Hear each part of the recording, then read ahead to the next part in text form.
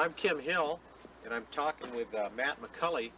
We had just finished a dive out on the privateer plane.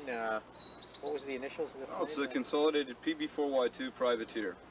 And I've got to admit, Matt, that was quite an impressive dive. That was really exciting, and seeing something like that made me think I was stepping back in time, back into the 50s when that thing went down. I noticed the markings on it were indigenous to the planes of that era, the way they were marked. Exactly. That was configured for operating out of the Sandpoint Naval Air Station in 1956. And it's interesting you mentioned the time capsule, Kim, from 56, because that's in effect what we have there. We've got something that is virtually exactly the same as it was from the day it went down 31 years ago. I'm sure you noticed through the course of our dive the detail items that are still there. Everything from the radio jack hanging up inside that turret. The microphone hanging up on its receptacle, and right. Looking into the pilot area there, all the gauges and all the radios and things. I was impressed with the condition of the seats. It must have been leather seats, but they were still fairly intact. And, yeah, you'll find that a lot in Lake Washington. That's one of the nice things about recovering aircraft from that fresh water. As you notice down there at 150, 160 feet, it's as dark as you could possibly get. It stays that way year round, so you don't have that light that adds that corrosive element that is so common in, say, salt water or other bodies of water. Lake Washington, lacking in a lot of contaminating type minerals, tends to preserve the planes. It keeps them in effect pickled. You've got very little oxygen down there, so therefore the destructive elements that are usually inherent to the marine environment aren't present in this case. I hate to say the planes nearly fly away, but as you can see through the course of our dive, most of it is extremely sound, other than what may have been done at the time that it went in by the Navy themselves. But the surfaces, the controls, I don't know if you notice, you can reach in. Some of the toggle switches actually click still. That's amazing. Oh, you bet. That's incredible. You know what was really caught my attention was the 50 caliber machine gun still sticking out of the turrets. That is just amazing. Yeah, I don't know if you noticed up in the bow, you've got that Urco nose turret, which was... Okay, I noticed it was a large bulbous turret there, which I wasn't familiar with the Urco design. Yeah, it was unique to the PB4Y-2 privateer, and it was only used really on that plane. It was a very successful turret, and they're extremely rare. You just don't see them around. The only example I've ever seen of that turret design was right there on the plane that we dived today.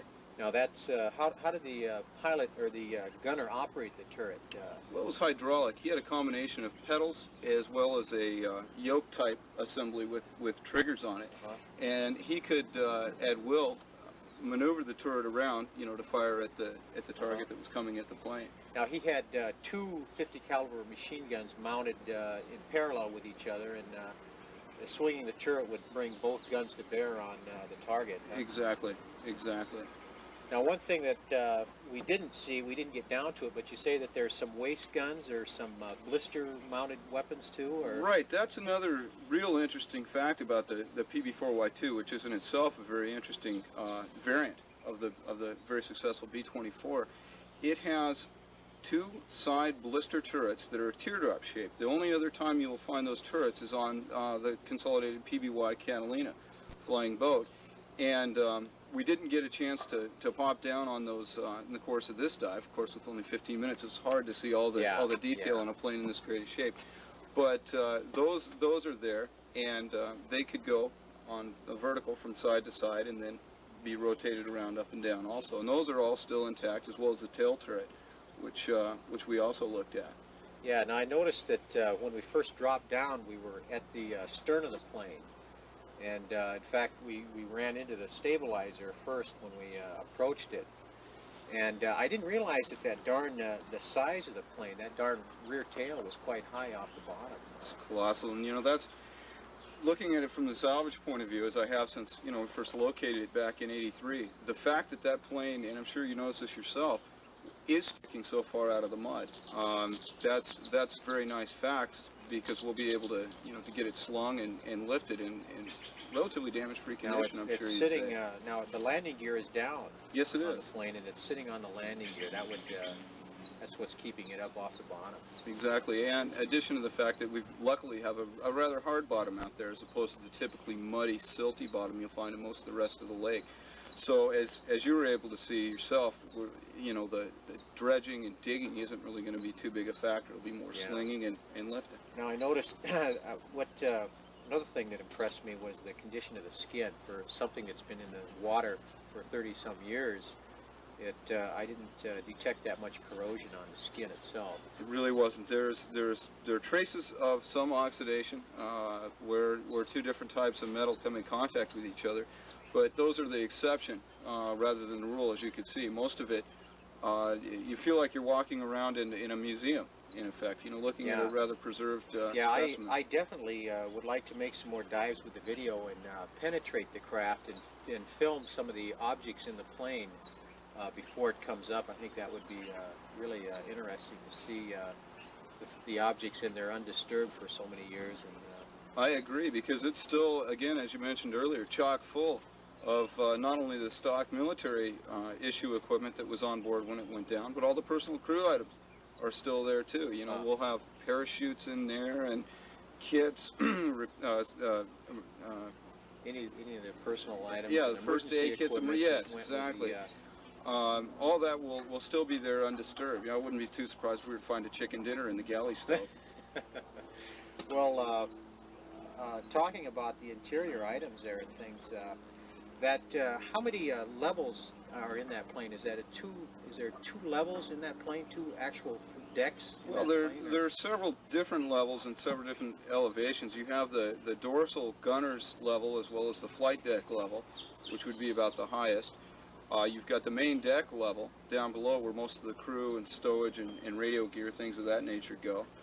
You've got the bomb bay cargo area level down there. Now, is it possible that this is carrying any armament, any bombs or anything on board? It's not. After discussing the plane with several pilots that were at the base at the time, as well as the gentleman that was, who is of course now retired, that was the commander at the time of the incident, he has assured us it was simply a familiarization reservist weekend warrior training flight.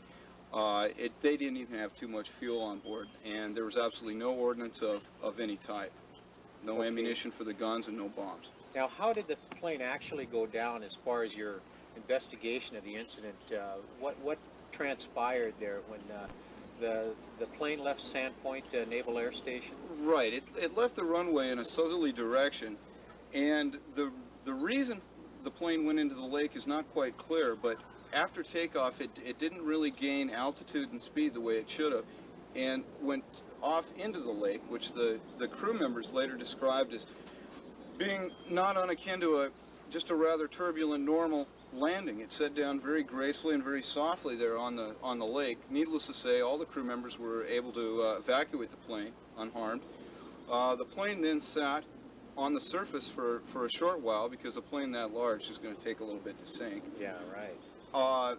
It then settled into rather shallow water, at which point in time the Navy sent their own retrieval vessel, a Mary Ann series barge out, at which point they hooked on to the engine shafts, the prop shafts, and brought the plane up towards the surface, still leaving most of it in the water, attempted to bring it around to the north end of the runway where their seaplane ramp was located, and somewhere in the course of that journey they decided to try to lift the entire plane out and onto a barge. And not being designed to be lifted in that fashion, the two inboard engines decided that they weren't going to stay there anymore, gave way, and the plane settled and then flew underwater, coming to rest as we found it earlier this afternoon. Well, that's really incredible, Matt, and I really appreciate you guiding me out to that thing. And like I said before, it's just such a rush to drop down on something like that so few people have witnessed before, you know, dropping down like into the history like that, into the past, where it's laid virtually undisturbed for the last 30-some years. And I think we're going to be looking forward to following this closely and watching the salvage of it. And it's just going to be exciting. You bet. Thanks a lot, Matt. You bet, Kim. Before I take it. Actually, no. So back in, you want to copy this? Oh, you bet. I was worried that the battery was going to give out. I hope it didn't. Okay, Matt, what do we have here? This is incredible here. These are pieces that came off one of the planes that you brought up? Exactly, Kim. These artifacts were retrieved out of a Martin Mariner PBM5 flying boat. It's also submerged on the bottom of Lake Washington. Yeah, it's still down. It's still down. Yes, it is. Now, these were retrieved from only 70 feet of water, where you Only have 70 feet. only 70 feet. And as you know, you've got light down there and a little more oxygen than you do at the deeper depths in the lake. However, as you can see, the quality of preservation on some of these artifacts, you would never guess that these have been in Lake Washington since 1949. No, that's incredible. Now this says US Navy L Gun Charger Mark III Mod 1, and the serial number, volts, 24 volts. So this is a motor off of a machine gun? Machine gun charging motor out of an automatic turret. That turned a sprocket that had a chain on it that would charge the gun and load them when the gunner was ready to fire. It's interesting, we retrieved several of those out of the PBM, and an electronics enthusiast friend of mine took one of them home, cleaned it up, hooked it up to 24 volts, and was able to have it actually run. You're kidding. After being submerged it on the bottom of the lake. ran after 30-some years? Or no, how long was this? This was about 40 years. 40 years? And it just ran. Well, how did this plane go down? Well, this plane hit a log. It was taxiing, a flying boat, taxiing across the surface of the lake, hit a log with one of its wing pontoons, turned turtle, flipped down, sank upside down. And just 70 feet of water. In only 70 feet. Now this is a darn, what do they call these? That's a vacuum tube. Vacuum tube. Out of a communications radio. There's no in the plane. There's no corrosion on this at all. None whatsoever. You can still clearly make out the Sylvania, made in USA, the stock number of the tube, everything. We've never attempted to hook this up to see if we could get it to blow, but it wouldn't surprise me. Now all these are out of the PBM. Yes. Yes. Now what's this here? That is a crank handle also out of the nose turret. I'm not sure what its exact function was. It was for adjusting something or other. But the reason I pulled that out, and the reason it intrigued me, is it demonstrates that even though it had been submerged for 40 years, this entire mechanism, as you can see, still turns and rotates freely. It's as if this was been manufactured just a few years ago. Yeah, and this is, of course, some kind of a bubble or... Right, that's just a window. I brought that up to show friends, to demonstrate that the plexiglass, as you can see, is, again, in outstanding shape, and the aluminum overall is entirely sound everywhere. Well, even still has the original zinc chromate color primer on there. Now what is this? This is incredible here. That's out of the nose turret. Those are the firing handles. These are for the turret of the 50 caliber machine guns. Exactly. That is incredible. What are these here, I wonder? Just those were safeties. Safeties. His hands probably had to be... the springs are still good. You bet. So he had to depress these, and then these must be the firing mechanisms. Those are the triggers for the guns. I wonder... You have the microphone button here, which, as you can see, still audibly clicks. You can still get a contact in that. You can believe it. The same on this, too. Right. I believe that one operated a camera mechanism of some type. Oh, is that right? Sure. Probably, yeah. They have cameras that would... Well, that's really something. I can just imagine seeing the guy use these and... That's exactly what he did. Triggering the guns, and now you did pull the guns out. I heard.